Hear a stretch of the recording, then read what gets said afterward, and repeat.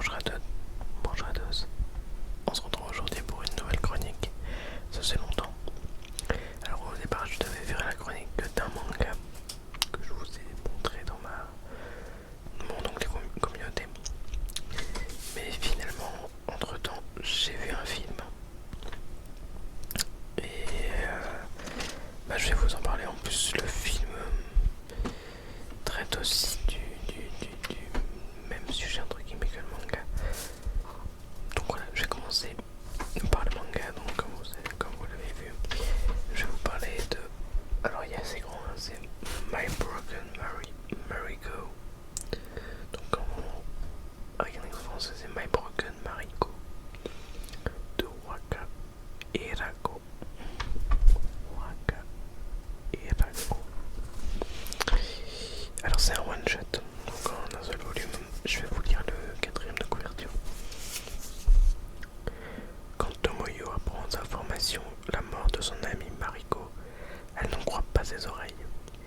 Elle s'était pourtant vue la semaine précédente sans que rien ne laisse présager un tel drame. Mariko, à la jeunesse brisée, qui lui vouait une admiration sans borne et qui s'est vraisemblablement suicidée. Tomoyo ne contient pas sa rage. Elle doit trouver un moyen de rendre un dernier hommage digne de ce nom, sa seule confidente. Pas question de laisser le père violent de la jeune fille prendre les choses en main.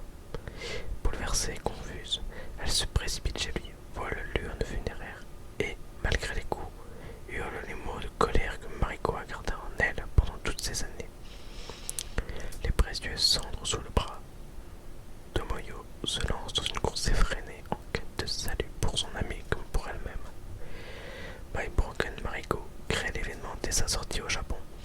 La première œuvre de Waka Hirako devient un phénomène littéraire et son autrice accède immédiatement au statut de grand espoir du manga. Le deuil, la colère et l'impuissance face à la mort, la douleur des survivants. Elle traite ces thèmes avec une bouleversante justesse, sublimant son récit d'un trait plein de rage, d'énergie et de vie qui ne laissera pas indifférent. Je te confirme, ça va pas laisser indifférent. Alors, c'est un manga qui est sorti le 28 janvier 2021, il me semble. Je crois que c'est le premier manga que je lis de cette année 2021. Et on commence l'année avec un gros coup de cœur. Déjà j'adore la couverture, elle est trop belle. Et les dessins sont assez particuliers, puisqu'on a aussi entre des dessins très... Moi j'ai pris une page au hasard assez juste, assez... comment dire, assez pas réaliste, mais voilà, assez vrai. Bah voilà, on a une page. D'un côté on a le visage endormi et de l'autre on a un truc un peu plus léger, un dessin un peu plus léger. Et c'est ça que j'ai beaucoup aimé.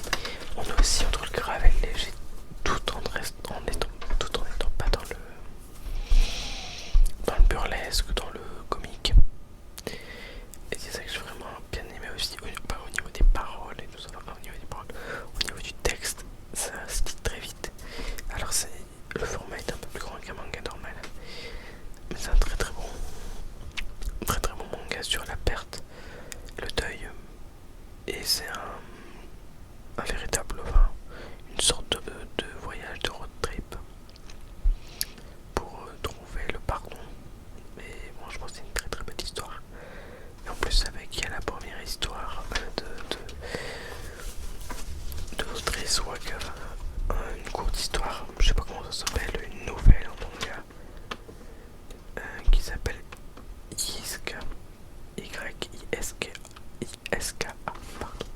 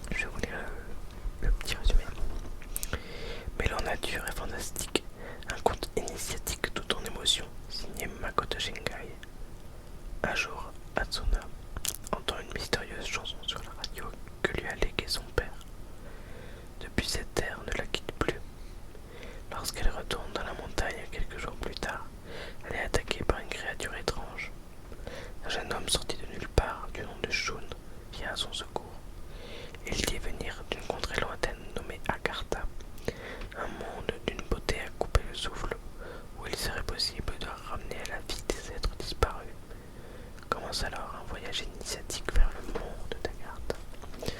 Ça aussi, c'est un manga sur la perte et le deuil. Bon, que la jeune fille a perdu son père et qu'elle va être qu'elle va, en fait, Jaune va disparaître et elle va être accompagnée d'un homme qui a aussi perdu quelqu'un de sa famille, et donc justement qui vont essayer de trouver Agartha. Alors ça c'est un film, pas un manga, même s'il y a des mangas qui ont été adaptés. Il y a les enfants d'Agartha et les enfants qui pourchassaient les étoiles.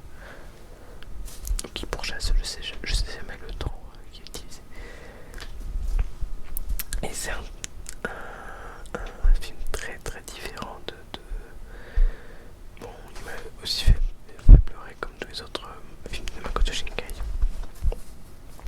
Mais c'est un film très différent des films habituels comme 5 cm par seconde, Your Name ou Les Enfants du Temps. Ça ressemble beaucoup plus à un film que pourraient faire par exemple les studios Ghibli.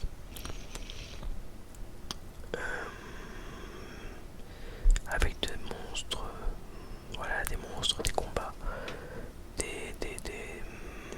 mince, comment ça s'appelle, des animaux folkloriques, des légendes. Voilà, Makoto Shinkai était surtout centré sur les mots, les sentiments, la distance, le temps, avec les enfants du temps. Là, c'est vraiment un vrai voyage qui m'a fait beaucoup voyager aussi. Et c'est un très très beau film. Bon, il dure 2 heures, faut avoir le temps de le regarder. Mais j'étais pris dedans. Les dessins sont sublimes. Alors, je l'ai vu en Blu-ray. Puisque des films comme ça, moi, je veux les voir en de la super bonne qualité. Je pense que ça apporte beaucoup aussi la qualité du film. On peut... Voilà. Makoto Shinkai a toujours fait des superbes décors. Là encore, c'est très coloré. C'est vraiment pas habituel des films de Makoto Shinkai. On peut ne pas aimer, mais perso j'ai adoré. Donc voilà, 2 œuvres sur la perte, le deuil, comme vous voulez. Donc j'espère que si vous les avez vus ou lus, ou vu les deux, ou lu les deux, enfin, vous m'avez compris. Donnez-moi votre avis, si vous ne connaissez pas, dites-moi si ça vous donne envie de le lire et de voir le film. En tout cas, moi je vous retrouverai pour une prochaine vidéo. Ça m'a fait trop le plaisir de parler de ces deux trucs, de ces deux petites pépites que voilà, je pensais pas trouver. Parce que bon, My Broken Mariko, je me suis dit bon, ça va être un manga. Il fait beaucoup parler, il me tente beaucoup. Mais quand même un truc qui me tente beaucoup, soit ça répond à mes attentes, soit je suis déçu. J'ai pas été déçu. Et Voyage vers Agartha, un soir je me suis dit allez, je regarde. Et ça a été vraiment une belle surprise. Je me suis dit allez, je veux. Maintenant il me reste plus que la tour de la des nuages à voir.